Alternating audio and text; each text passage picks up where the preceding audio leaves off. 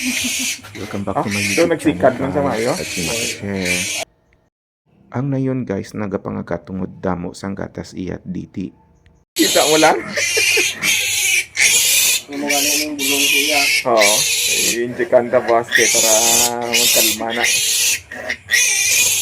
Dito ka gani, o isa diri.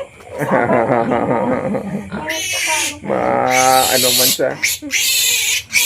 Kita mo lang. Ay kung hindi mo pag-amoy ko na Hindi siya masanay. hindi pa nalod na ay karon maka Kasi madisgrasya pa. mahila sa daan magbulo-bulo. So pagwa sang idik guys, kinahanglan patitiun dayon na siya para madula tong gatas nga nagapasakit sa titi sang nayon para hindi siya mangagat sa iyang idik. Hindi gid siya paghiwalay para mabuhinan ang gatas nga ara sa iya diti. Pag ginhiwalay mo na guys, kag magsakit iya titi, mangagat gina sa iyang idik. Sa nagapangagat nga na yun guys, may ara na tas ang bulong nga gina-inject. So, call lang sa technician para ma-injectan natin pang pakalma na siya. Kita gid eh. Kita gid. Oo. Pero damo ba ang mga amo nga sitwasyon sa sa nagababoy. Hindi nila nabalaan kung paano siya i-solbaron. Ang especially nang wala sang parawing pen, mabudlay yan sila. Oo, kung may parawing.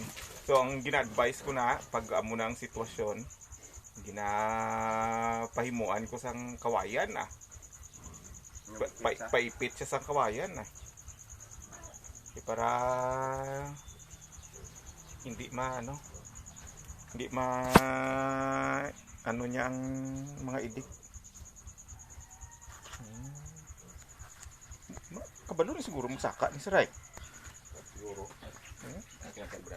Sige ba? Masaka siya. Doon to ba?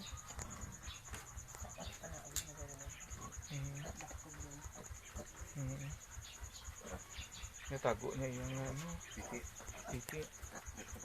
Hindi pa. Pero kung sumakit ganit na titi niya karon, mahayang na siya ba? Manawag na siya, may igok-igok dahil na siya. Ako wala ako daon sila pagdanto sa bata. Oo. Nachimpuhan lang damo sa gatas.